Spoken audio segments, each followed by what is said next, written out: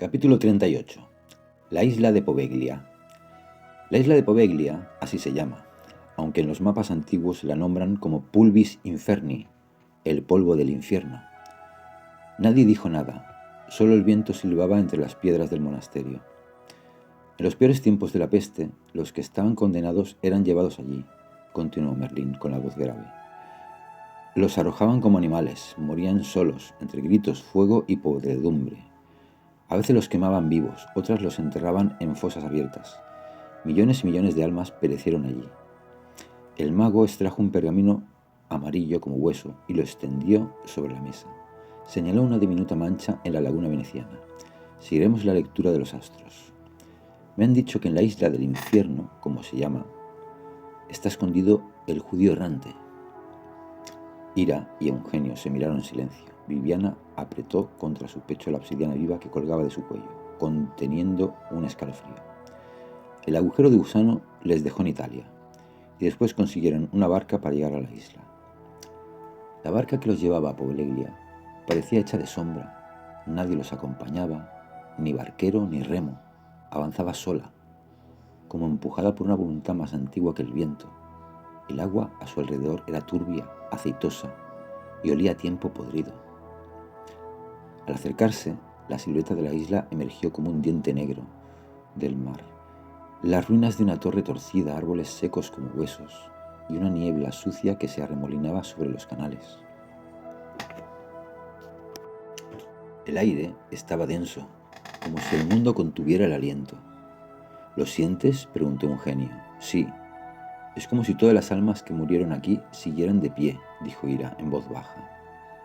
Viviana sintió. También ella percibía una presencia latente, como miles de miradas invisibles clavadas en la bruma. Cuando pisaron tierra, una bruma espesa los envolvió como una membrana. Cada paso sobre el barro resonaba como un eco ahogado. El suelo crujía bajo sus botas. Al mirar abajo, vieron fragmentos de huesos entre las hojas secas. No sabían si eran humanos. Murmullos flotaran en el aire, risas rotas, cánticos sin voz. Al fondo, una estructura derruida, como un sanatorio desangrado por el tiempo, se alzaba entre ramas muertas. Una campana sin cuerda colgaba torcida en lo alto de la vieja torre. Cruzaron la entrada del antiguo lazareto. El interior estaba cubierto de inscripciones extrañas, trazadas con sangre seca o carbón. Oraciones deformadas, nombres repetidos, frases desgarradas como «Perdóname, no era mi culpa, aún veo el fuego». Un pasillo se extendía, oscuro y serpenteante, con puertas semiabiertas y camas oxidadas. En las paredes, espejos rotos, reflejaban rostros que no eran los suyos, o quizás sí, pero deformados por un sufrimiento que aún no habían vivido. Este lugar no está vacío, susurró Ira. Aquí el tiempo no sigue las reglas del mundo, respondió. Eugenio, caminando con la frente baja y los ojos húmedos. En una habitación, una anciana sin rostro tejía un hilo invisible. En otra, un hombre sin boca, con mirada triste, los observaba desde un rincón, sin parpadear. Ninguno hablaba. Solo los seguían con la vista, en un silencio suplicante. En la sala principal, sobre un altar de piedra cubierto de ceniza, encontraron una inscripción reciente, arañada en la superficie con desesperación. Él sigue caminando. Eugenio se inclinó sobre las letras. Al pasar los dedos por ellas, notó que un tenue susurro pareció brotar de debajo del altar, acompañado por un hilo de aire frío. Aquí abajo, susurró. Merlín tocó el altar con ambas manos y cerró los ojos. Tras un instante asintió. Había un hueco oculto bajo la piedra.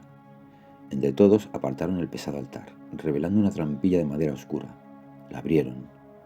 Un aliento de aire viciado acarició sus rostros con olor a podredumbre antigua. Ira empuñó la lanza. Merlín conjuró una llama azul que iluminó la estrecha escalera de piedra. Uno tras otro comenzaron a descender. La humedad era espesa, el silencio irreal. Llegaron a una caverna abovedada. El suelo estaba cubierto de huesos, calaveras, fémures, retazos de mortaja. En el centro, sobre una losa agrietada, reposaba un arca de madera, corroída por el tiempo. Viviana se acercó rozándola. «¿Qué guardas?», Musitó. Merlín e Ira alzaron la pesada tapa con cuidado. Dentro hallaron unas planchas de cobre verdoso, grabadas con símbolos antiguos. Eran las planchas de cobre de Anceón, ocultas durante milenios en una cámara sellada con alquitrán negro y polvo de meteorito. Las planchas de cobre son relicarios postdiluvianos de la India. Forjadas con técnicas perdidas, su superficie es lisa como vidrio, pero emana un leve calor ancestral, como si aún conservara la memoria del fuego primordial. Sobre ellas se inscriben símbolos que no pertenecen a ningún alfabeto conocido, líneas curvas, geometrías imposibles, constelaciones invertidas y pulsos de luz que solo se revelan al contacto con el alma despierta. Los antiguos sabios de la India las llamaban las tablas que no pueden ser leídas, pero deben ser comprendidas. Sánscrito, susurró Merlín, textos sagrados de la India.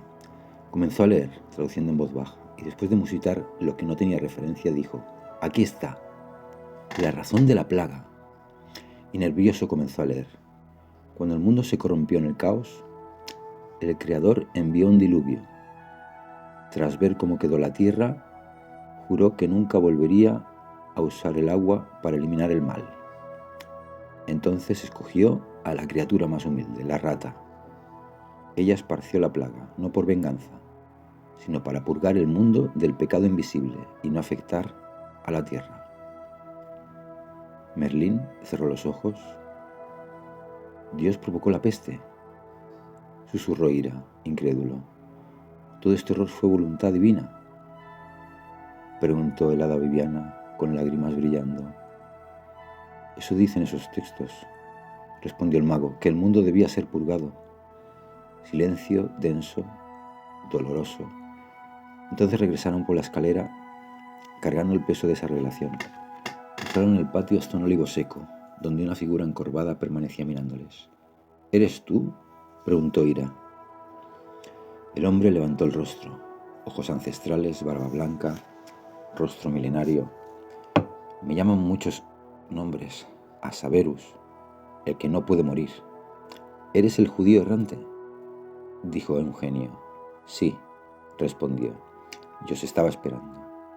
Contó su historia, contó su castigo, contó su eternidad. «Asaberus», dijo Merlín, «hemos venido de muy lejos para hablar contigo. Necesitamos nos ayudes, tenemos una misión».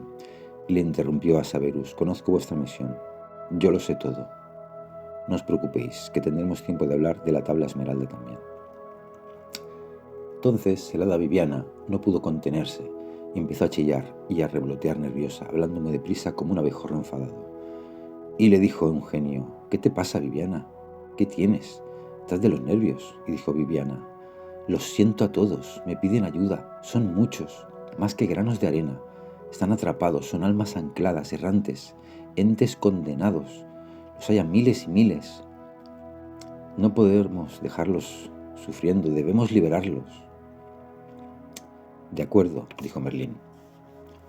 «Organicemos un círculo alrededor de un árbol y cojámonos de nuestras manos. Realizaremos un rito de liberación de esas almas en pena». Colocaron velas e incienso de palo santo y entonaron una melodía sin palabras para crear el clima adecuado para iniciar el rito.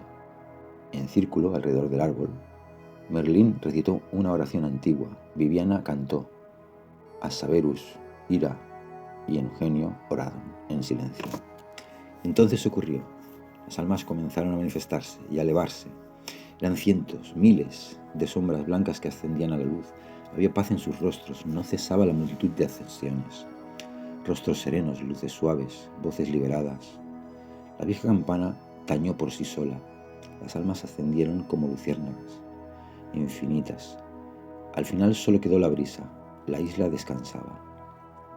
«Asaberus, ¿quieres unirte a nuestra misión?», preguntaron Merlín y Viviana. El judío errante asintió. «Es un honor, cuenten conmigo».